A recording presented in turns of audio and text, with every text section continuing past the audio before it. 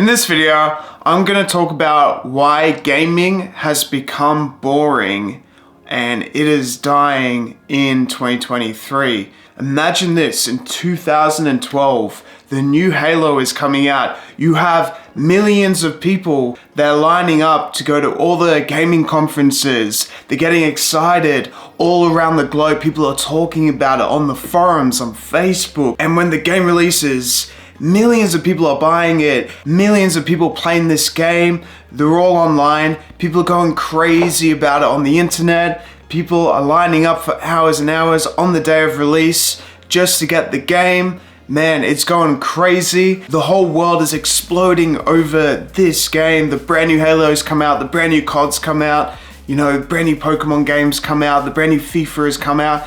All these games have come out and you're playing it, you go home, you're on your Xbox 360, you're playing the multiplayer with all your mates, everyone's loving it, everyone's having a great time. You're talking crap to each other, you're talking this or that to each other, you're having so much fun. And nowadays, it's like you come home from work, you're already tired, you turn on your PlayStation or your Xbox, there's no one to play online with, there's not really much happening, and you're kind of just like, man, I'm bored. Like, there's no new games to play, there's nothing exciting happening, all the older games aren't as good as they used to be, they're more complicated in terms of the UIs, and all the choices are just inevitable. So many transactions that are happening now. It's changed a lot over the last decade with gaming, and I want to talk about it in this video as to why things are changing this way. Gaming's changed a lot over the last 2 decades, because when I was playing PlayStation 2, for example, like, we used to get these games and look for all the cheat codes, and you know, we used to play a lot of hours on these games because, one, they were really simple, and something really grabbed us in about the game. Like, I used to play a lot of Crash Bandicoot. It was easy to play, really fun, simple to understand. Now it's like, it's kind of hard to have that in a way where it's like, you get a brand new game, you can sort of really grasp the concept in a couple of minutes and enjoy the game, and it's simple UIs, simple designs and stuff like that. A lot of that has changed, and also there's other things that have happened during this time. You know, with the rise of transactions in games, we don't usually have cheat codes anymore, if that makes sense. We have more transactions to help us increase or boost our gaming profile. Xbox 360 was notable with games such as like the old FIFAs that were happening. There was a lot of multiplayer with that. The old Call of Duties, Modern Warfare 2, with the Halos as well. Like, Halo Reach was like the epitome of just hype. In a way, that hype has changed because people are more based online, more online transactions for games. It's no longer is in person, it's more an online sort of hype thing. But also, things have happened. Like, we've had Cyberpunk 2077, No Man's Sky and stuff like that, where games have been released with so much hype, but have under-delivered because of issues, bugs, because these games are so massive and over-complicated. It's hard to build these huge things, and they need to deliver on a certain timeline. And if they don't deliver, then the crowd is going to be unpleased either way. The game developers are sort of being rushed to deliver all these games and pushed, but they're not putting enough effort into fixing all the issues for when the game actually releases. There's so many like day one bugs and all this stuff. Eventually, Cyberpunk 2077 and No Man's Sky has fixed a lot of these issues and rebuilt a lot of relationships. But man, like, when it was first released on the PlayStation 4, I ended up selling the PlayStation 4 because I was that disappointed, and I feel like that thing is happening a lot now, where the hype is real, the hype is building for a game, and then we just end up disappointed. Like, recently happened with Redfall. It's the most recent game in the Xbox world that has been released as a AAA game, and it was just disappointing, and it's hard to almost trust what is happening these days with gaming, where it's like we've got so much hype, so much excitement, but then we're just getting disappointed. So that's also ruining like the excitement for new games. I'm hoping with new games coming out this year that the hype is real, like Spider-Man 2. Next year we've got Wolverine coming out, so the hype is real for that, and I'm super excited. So hopefully things do go well with PlayStation and their releases. Spider-Man already has like a really great foundation, and I feel like they're gonna knock that out of the park. Fingers crossed, and hopefully they don't let us down. I don't know, gaming is boring these days is because they've sort of overcomplicated things. I feel like back in the day it was a lot more simple to play all these games, but because of the rise of advanced technology, Unreal engines, you know, we've got all this brand new capabilities with all these games. But the problem is that they've overcomplicated it, if that makes sense. You know, Crash Bandicoot was so simple to understand. For example, even Spyro and all that sort of stuff. It's become way too much. There's also a big problem with almost the rise of the esports thing. So gaming's become a lot more competitive and more of a job for a lot of people. And that's sort of sucked the fun out of just sitting there and just playing a game for fun. Like a lot of people are very competitive when it comes to gaming these days because they want to become an esports champion and stuff like that. And the rise of it and the rise of Fortnite, how everything has become competitive. Because of the rise of the competitiveness and the nature of that, it's changed the industry a lot. Before, people used to just play a lot for fun. Esports wasn't even a thing. Now that people are earning like big money and big bucks, people are getting more competitive and not playing games for fun, and they're sort of wearing themselves out because of this issue. Whereas like some people just like to sit down and chill and play a game, which this also comes to my next point, where games are becoming so advanced that it's like you have to learn all these dynamics of the bad guy in all these open world games like Elden Ring, for example. You have to learn all the movements, all the specifics of the bad guy and fight him like 3 or 4 times to finally beat the boss. Some people just don't have the energy or time for that, and they just want to chill, play a game. So it's just going to turn them off from playing Elden Ring because it's too much of a challenge. While some people do enjoy the challenges, sometimes it's just, you just want to chill, play a game for a little bit. Because of the gaming industry changing so much throughout the years, we've also grown up a lot. Since that time, you used to go home from school, play, you know, Halo multiplayer online for hours and hours with your mates. We don't have that anymore. We have jobs, responsibilities. We just want to play a game to just chill for a little bit. We don't want to go all out and play all these crazy games with all these unique, crazy bosses where it's just challenging us and pushing us to the limit, where it's like, I don't want to stress anymore. I just want to sit down, play a game. And yeah, like that's also talking about how gaming's changed for a lot of people, because back in the day, there was like a lot of that sort of stuff where it was people playing the multiplayer online sort of thing, but now it's like we don't have the time for that because of responsibilities, and we don't have the time to focus on gaming as much as we used to because of these responsibilities as well. So that's also why gaming's changed a lot for the older generation as well.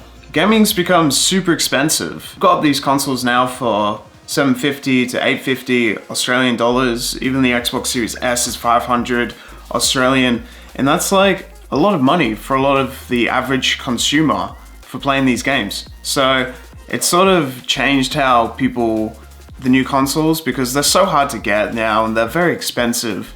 And when you finally get them, like the Xbox Series X, for example, it's like all this amazing technology, but nothing is exciting me to play the new consoles because everything is just in the past. Like Forza hasn't been updated for couple of years. We do have Forza Motorsport coming out this year, but for example, like right now, there's nothing really new that's happening that's exciting us to play games. It's kind of boring in that sense. When people grow, like they change their taste, if that makes sense. So like, I used to love Pokemon so much, and all the old Pokemon games like Pokemon Emerald, Fire Red. But as soon as Pokemon Sun and Moon came out, it was sort of like they changed it so much, and they changed the essence of what a Pokemon game was, that they took away the gym leaders and added just these bosses.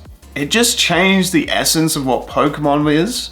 They added all these like extra things like Z moves and crystallization forms and all that, and it's just like the essence of what Pokemon is was sort of diluted and changed. Went ham on all these like extra elements instead of just focusing on what the base game is and the Pokemon is, where it's like this 2D sort of 3D view. You just beat 8 gym leaders, beat the Elite Four, you get your Pokemon to level 100, Pokemon Heart Gold, you eventually go do another round of 8 gym leaders, and then you go to the top of the mountain, beat Trainer Red, and you complete the game.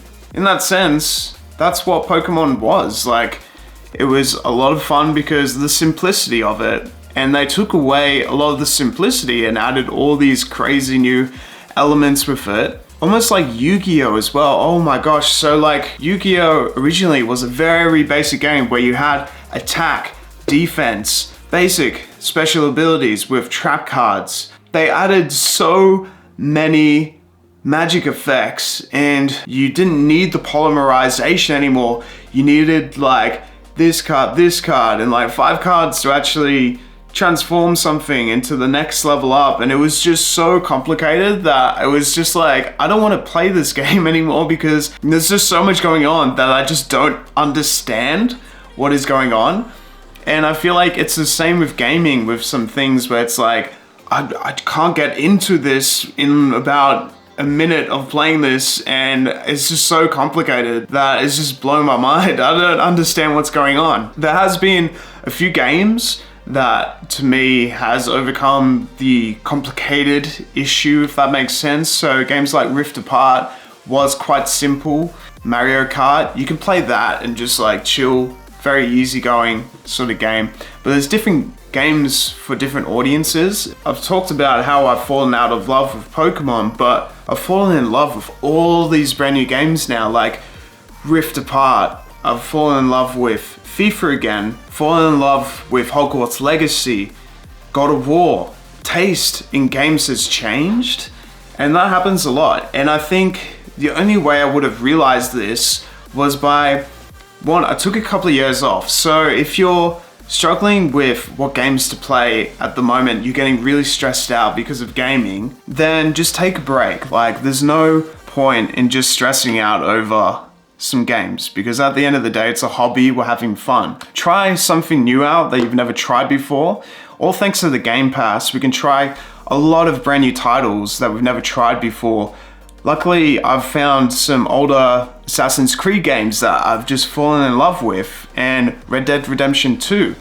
Like, these games are these open world games where everything is affected by our choices, and you can play it as fast, as slow as you want. You can go crazy with it, and it's so much fun. That's why I really like these games, is they're super open world. In a way, they're easy to understand. They're not too overcomplicated. You can play your own way and really enjoy the game. That is so much fun to me. Before I was talking about the hype train and everything, Elden Ring really brought the hype like last year, and I feel like this game, groundbreaking because they broke a lot of the essential rules in gaming. Yes, it's a very challenging game and hard game to get into, but when you finally beat the bosses, it's so challenging that when you finally get there, you defeat something, you feel very achieved in that sense. But also, what's happened in gaming is almost less rewards for completing a game. You finally finish a game and it's just like that's it. I didn't feel like I've actually achieved anything through playing this. Games like Assassin's Creed Valhalla, for example, a lot of people have talked about repetitive tasks. And over time, things get boring because they get repetitive in the game. Eventually, you just get over it because it's so repetitive. Now, with Hogwarts Legacy, hasn't gotten to that point yet, but people have talked about how, like, once you see all the brand new stuff in the game, like you've seen the castle everything like that, seeing the whole world, it sort of gets repetitive after a while, and you sort of get over sort of doing the same thing over and over again. So it gets repetitive after a very long time. Now, ways that I think players can overcome these issues: creating your own personal challenges in games. A couple of years ago, I got into Nuzlocke challenges for Pokemon. When a Pokemon dies, you can't use it again. First Pokemon you catch in a new area, that's the only Pokemon you can use throughout the game in that route. You gotta nickname all the Pokemon, and it's an interesting challenge because you create an extra dynamic and an extra challenge that's fun. In FIFA, what I've found fun is just like getting a lower tier league team and building it up to the Premier League. Doing that is so much fun because you're building something from scratch and you're building it up as a team. A lot of fun to do. And you can do this with a lot of games like Minecraft. Do the one block challenges, creative mode. You can build anything in Minecraft. It's all open world. So you can keep it interesting by adding brand new challenges to already made games. And like I've said before, tastes change over time. I'm not a Pokemon player anymore. I'm more of like a Hogwarts Legacy player now. So over time, just experiment, find brand new games. You might like shooters now, you might like League of Legends now, you might even like platformers like Hollow Knight. There's a lot of games. Even try a brand new console with brand new hardware or something like that. Like you try the Nintendo Switch and play Breath of the Wild, or we've got Tears of the Kingdom coming, so that's going to be super exciting. Also with that, there are brand new games coming out to get excited about. We've got Spider-Man 2 coming out, we've almost got Tears of the Kingdom coming out as well. And also on the opposite side of that, the older games in the world still exist. We still have Assassin's Creed Origins that still exist. We still have PlayStation 2 that exists. PlayStation 1, Nintendo 64 still exists. Nintendo Wii still exists. All these consoles still exist and the game libraries are still out there in the world. You just need to go to an exchange shop, pick the games up and start playing them again. And sometimes switching it up like that actually brings a lot of fun and nostalgia back to your gaming, and it makes it less boring over time as well. And also the last point is, don't focus on one game at once. You don't have to just focus on just playing Fortnite. You don't have to focus on just playing God of War. We can focus on multiple games at the same time. We don't have to just play one. We can play Hogwarts Legacy and then switch to God of War, then switch to, a FIFA GM mode. And you could just have this cycle of games so you can go through and create your own challenges for these games. Make it exciting for yourself by just experimenting, trying brand new games. And I feel like gaming will be a little bit less boring these days.